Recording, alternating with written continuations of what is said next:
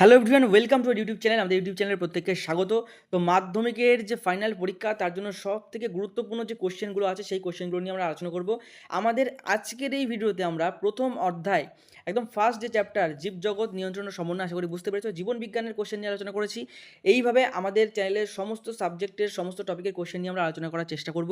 প্রয়োজন পড়লে আমরা দিনে তোমাদের জন্য ম্যাক্সিমাম ভিডিও দেওয়ার চেষ্টা করবো। তোমরা আমাদের চ্যানেলটা যদি নতুন হয়ে থাকো, প্রথমেই বলবো প্রত্যেকে চ্যানেলটা সাবস্ক্রাইব করো, চ্যানেলের পাশে থাকো এবং সমস্ত আপডেট, সমস্ত পরীক্ষা রিলেটেড ইম্পর্টেন্ট কোশ্চেন এবং কী কী পড়তে হবে না পড়তে হবে সেটা যে কোনো সাবজেক্টের আমরা কিন্তু তোমাদের জন্য জানিয়ে দেবো। তো চলো আজকে প্রথম কোশ্চেন শুরু করছি। তোমাদের আমি দেখাচ্ছি সবগুলো কিন্তু 1 নম্বরের কোশ্চেন। তোমরা জানো যে যেগুলো নাম্বার বেশি থাকে, অর্থাৎ যেখানে তোমরা 1-এর বেশি নাম্বার, 2 নম্বর, 5 নম্বর, 10 নম্বর, মানে 10 নম্বর থাকে না, হাইয়েস্ট ইতিহাসে 8 নম্বর থাকে। তো যে এই বড়ো কোশ্চেনগুলো সেগুলো অনেক সময় কমন পাওয়া যায়, অর্থাৎ বোঝা যায় যে না এই 5টা, এই যদি এই 5-10টা যদি কোশ্চেন পড়ে যায় এখান থেকে একটা তো পাবোই পাবো, ঠিক আছে। অবশ্যই সেগুলো নিয়েও আমরা আলোচনা করব। যদিও পরীক্ষা খুবই হয়তো আসন্ন তোমাদের, তবুও আমরা যেটুকু সময় পাবো আলোচনা করব।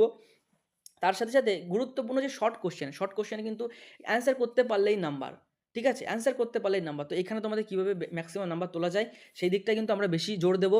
হ্যাঁ, বড় কোশ্চেনের জন্য তো আমরা একটা ভিডিও করে দিতেই পারি যে এই কোশ্চেনগুলো পড়ে যাও, তোমরা কমন পেয়ে যাবে, ঠিক আছে।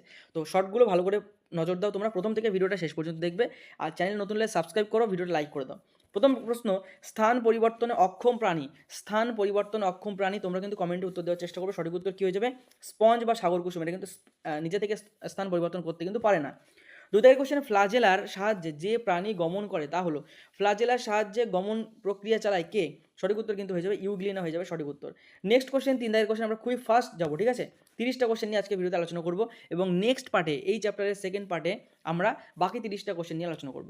অস্থিযুক্ত মাছের দেহে পাখনার সংখ্যা, যেসব মাছের অস্থিযুক্ত মানে হাড় আছে বলতে পারো সহজ কথায়, তাদের দেহে পাখনার সংখ্যা কটা হয়? 7টা হয়, ঠিক আছে। অস্থিবিহীন যদি কোনো মাছ বলো সেক্ষেত্রে কিন্তু আলাদা উত্তর হবে, কিন্তু অস্থিযুক্ত মাছের দেহে কিন্তু 7টি পাখনা থাকে। এই যে কোশ্চেনগুলো দেখছো এগুলো কিন্তু তোমাদের একটা জনপ্রিয় টেস্ট পেপার বলতে পারো, এবিটিএর যে ইম্পর্টেন্ট কোশ্চেন, সেখান থেকে কিন্তু আমরা চ্যাপ্টার ওয়াইজ ইম্পর্টেন্ট কোশ্চেনগুলো সাজিয়েছি এবং সেগুলো নিয়ে আলোচনা করছি, ঠিক আছে। এগুলো ইম্পর্টেন্ট কোশ্চেনগুলোকে সাজিয়ে নিই এবং শুধু তোমাদের ইয়ারের না, তোমাদের প্রিভিয়াস ইয়ারেরও সবথেকে গুরুত্বপূর্ণ যে টপিকগুলো যেগুলো একটু আনকমন সেগুলোকে নিয়ে কিন্তু আমরা সাজিয়ে এই নোটটা তৈরি করেছি। নোটটা সম্পূর্ণ বিনামূল্যে তোমরা পেয়ে যাবে, তার জন্য ডেসক্রিপশন থেকে যে গ্রুপ দেখতে পাচ্ছ সেই গ্রুপে জয়েন করো, হোয়াটসঅ্যাপ গ্রুপ, সেখানে তোমাদের বাকিটা জানিয়ে দেবো, ঠিক আছে। তাহলে তোমাদের সাথে আমাদের একদম ডাইরেক্ট ইন্টারেক্ট হবে। তো নেক্সট কোশ্চেন, মায়োডার্ম পেশি পাওয়া যায় কোথায়? মায়োডার্ম পেশি অবশ্যই মাছেদের দেহে পাওয়া যায়, তার সঠিক উত্তর হবে মাছ। নেক্সট কোশ্চেন, 5 দাগের কোশ্চেন, উড্ডয়ন পদ্ধতিতে গমন সম্পন্ন করে। উড্ডয়ন মানে যেন ওড়া, তো ওড়া উড়ে উড়ে কারা গমন সম্পন্ন করে? অপশান থেকে ইজিলি বুঝতে পারছো পাখি, তাহলে সঠিক উত্তর হয়ে যায় পাখি। 6 দাগের কোশ্চেন, পায়রার ডানা গঠনকারী রেমিজেস পালকের সংখ্যা। পায়রার ডানা গঠনকারী রেমিজেস পালকের সংখ্যা কয়টি? 11টি, 13টি, নাকি এই পাশের আমরা আরও অপশান দেখে নেব।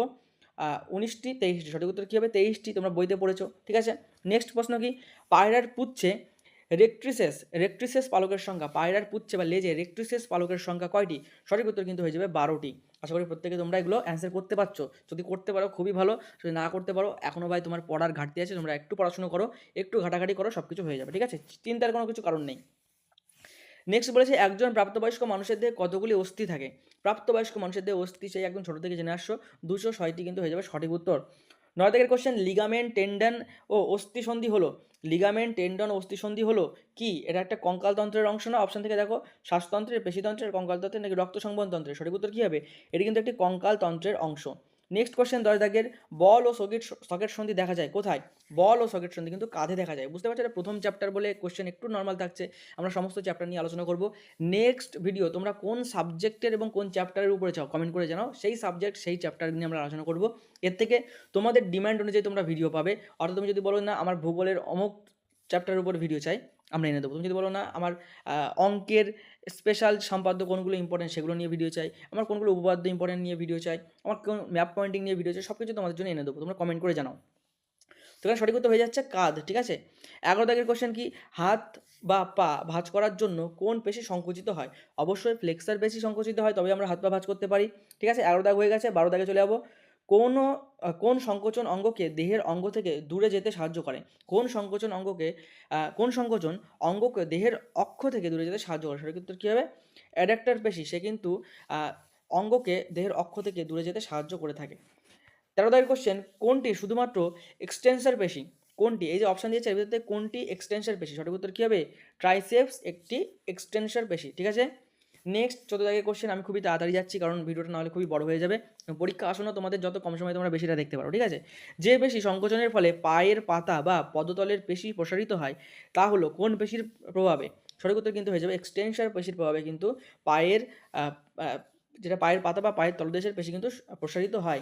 15 দাগের কোশ্চেন, যে ছিদ্রের মাধ্যমে চোখে আলো প্রবেশ করে সেটি হলো কোন কিসের মাধ্যমে আমাদের চোখে আলো প্রবেশ করে? সঠিক উত্তর কিন্তু হবে তারারন্ধ্র। তারারন্ধ্রের মাধ্যমে কিন্তু চোখে আলো প্রবেশ করে।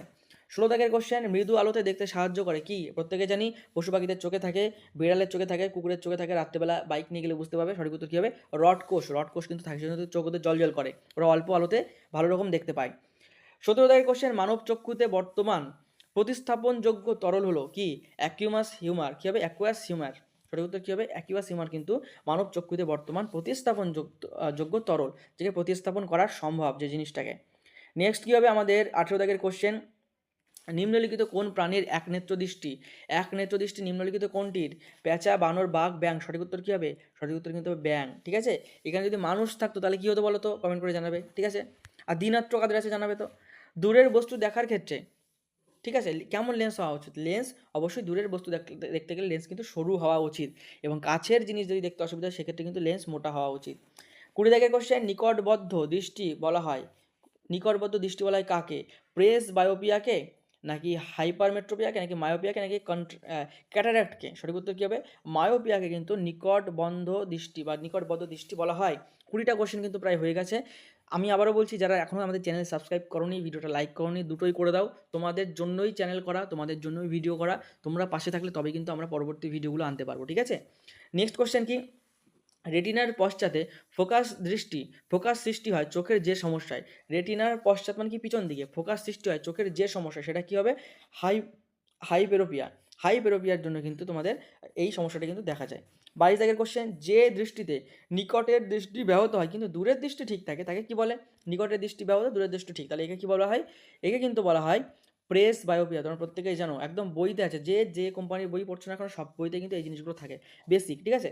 সায়েন্সের যে কোনো জিনিস কিন্তু 100%, আমি বলে দিচ্ছি 100% কিন্তু কমন পাওয়া যায় সায়েন্সের যে কোনো জিনিস। যদি তুমি নোট বইগুলোকে একটু খুঁটিয়ে পড়ো, সাথে যদি যে তোমাদের টেস্ট পেপার দিয়েছে সরকার থেকে, বা তোমাদের যে এবিটিএ আছে, ডাব্লিউবিটিএ আছে, ডাব্লিউবিএইচ আছে, এগুলো যদি ভালোভাবে সলভ করো তাহলে কিন্তু তোমাদের 100% আমি বলতে পারি তোমাদের কমন যোগ্য প্রশ্ন তোমরা পেয়ে যাবে। সেই কমন যোগ্য সব জায়গা থেকে খুঁটিয়ে আমরা আলাদা করে বেছে নিয়ে তোমাদের কিন্তু এই কোশ্চেনগুলো করাচ্ছি, যেগুলো কিন্তু ম্যাক্সিমাম যে তোমাদের টেস্ট পেপার সেগুলোতে এসেছে, সেগুলো কিন্তু আমরা তোমাদের করানোর চেষ্টা করছি, ঠিক আছে? এবং আর্টসের যে টপিকগুলো, অর্থাৎ তোমাদের ইতিহাস, ভূগোল, বাংলা, ইংলিশ, এখানেও কিন্তু বাংলা ইংলিশে তো কমনই আসে, সরকারি বই সব ওখান থেকে আসে। ইতিহাস ভূগোলে শর্ট কোশ্চেন একটা দুটো দিক থেকে আসে, তবে সেগুলো তোমরা বেশি প্র্যাকটিস করলে তোমাদের ইফেক্ট অতটা পড়বে না। 23 দাগের question, cornea, choroid, lens, aqueous humour, iris, vitreous humour, অক্ষিগোলকের এই অংশগুলির মধ্যে কয়টি অক্ষিগোলকের প্রতিসারক মাধ্যম? ঠিক আছে, প্রতিসারক মাধ্যম এর ভিতর থেকে কটি? ঠিক আছে, 3টি, নাকি অপশান আছে 4টি, 5টি? সঠিক হবে 4টি। কোন 4টি? এটা তোমরা একটু কমেন্ট করে জানাতো যে কোন 4টি, দেখি তোমাদের কতটা প্র্যাকটিস আছে। মানবদেহে করোটি স্নায়ুর সংখ্যা কীভাবে সঠিকভাবে নিরূপণ করো? ঠিক আছে, করোটি স্নায়ুর সংখ্যা আমরা জানি 12 জোড়া, ঠিক আছে? সঠিক উত্তর কী হবে? 12 জোড়া। নেক্সট আমরা 25 দাগে চলে যাবো। মানুষের সুষুম্না স্নায়ুর সংখ্যা কী হবে? 31 জোড়া। প্রত্যেকেরই জানা কোশ্চেন এগুলো, ঠিক আছে? প্রত্যেকেরই জানা কোশ্চেন, জানা উত্তর। তোমাদের এই সম্পূর্ণ নোটটি বিনামূল্যে প্রোভাইড করা হবে, যার জন্য ডিসক্রিপশন থেকে হোয়াটসঅ্যাপ গ্রুপ তোমরা জয়েন করবে, সেখানে তোমাদেরকে জানানো হবে বা সেখানে তোমরা প্রোভাইড করে দেবো। তোমরা জানো আমাদের একটি অ্যাপও আছে, যে অ্যাপটিতে আমরা কম্পিটিটিভ পড়াশোনা করিয়ে থাকি। সেই অ্যাপের ভিতরে প্রয়োজনে তোমাদের এই নোটগুলো আমরা পর একদম সাজিয়ে দিয়ে দেবো। তোমরা জীবনবিজ্ঞান ফোল্ডারে ঢুকবে, চ্যাপ্টার 1, চ্যাপ্টার 2, চ্যাপ্টার 3, চ্যাপ্টার 4 করে পেয়ে যাবে। সেখানে ক্লিক করলে চ্যাপ্টার 1 এর নোট, চ্যাপ্টার 2 এর নোট একদম সাজানো তোমরা পেয়ে যাবে, ঠিক আছে? তো তার জন্য কিন্তু অবশ্যই ডেসক্রিপশন থেকে আমাদের হোয়াটসঅ্যাপ গ্রুপটা জয়েন না করলে কিন্তু তোমরা এগুলো কোনো কিছুই বুঝতে পারবে না। 27 দাগ, অগ্র মস্তিষ্কের সর্বাপেক্ষা বড় অংশ হলো? কী হবে সঠিক উত্তর? সঠিক উত্তর কিন্তু হবে সেরিব্রাম হয়ে যাবে সঠিক উত্তর। আর একটা কথা তোমাদের বলে দিচ্ছি, যারা আমাদের গ্রুপটা জয়েন করবে, ঠিক আছে, এই ভিডিওটা দেখার সাথে সাথে যারা জয়েন করবে, তোমাদের জন্য আমরা ফ্রি মক টেস্টের ব্যবস্থা করব।